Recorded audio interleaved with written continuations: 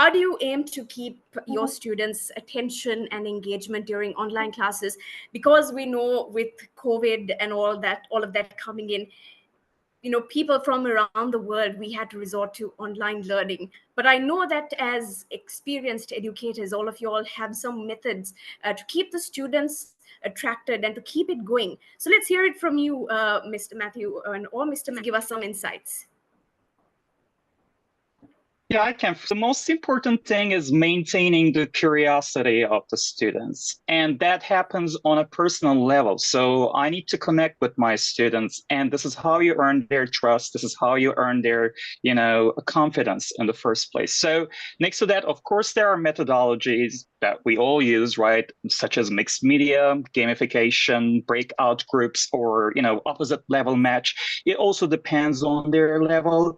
But in the very first place, first and foremost, the rule is that we have to connect with our students. We should connect with our students on a personal level so that the curiosity is always alive. They are looking forward to the class. They are excited to see you. You become a friend first with respect, with certain, formal boundaries, obviously. But it's important that they look at you as someone like a role model, right? And they're looking forward to that class. It's all about human relations and communication for me. How would you help a student hone these skills?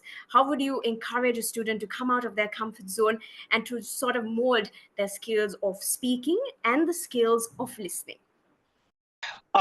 It is very important that my students understand there's no right or wrong when we are practicing, when we want to speak up. It doesn't really matter if you do not have the perfect grammar in the beginning. So I would really encourage them by first picking the topics that are of interest, right? So that they feel excited, they feel motivated.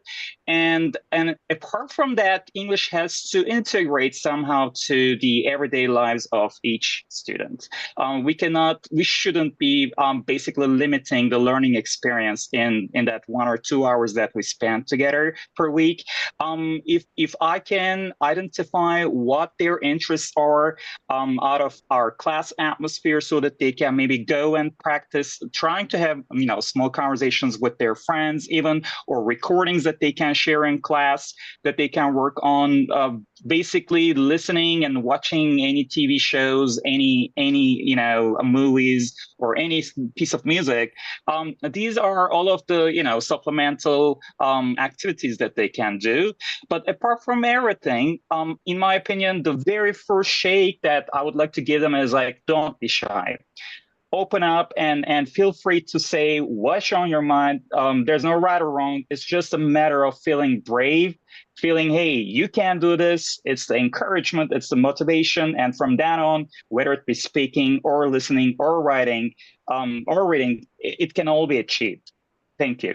Thank you, Mr. Matt. Matt, what was your experience like, and what did you notice in our Sri Lankan students when you did your voluntary class?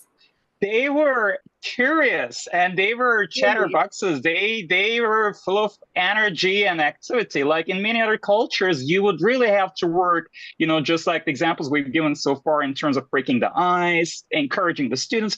But they were there and ready to learn, and they were just curious. They were just looking at me, hey, we've never seen someone like you before, so it looks like there's a lot we can learn from you. So that was the impression that I got.